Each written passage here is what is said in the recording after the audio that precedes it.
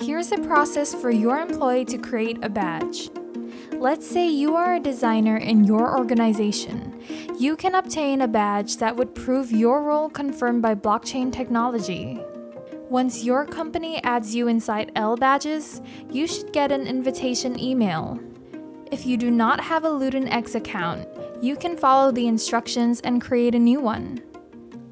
If you have a LutinX account, go to LutinX.com, press Login, add your data, and access your account.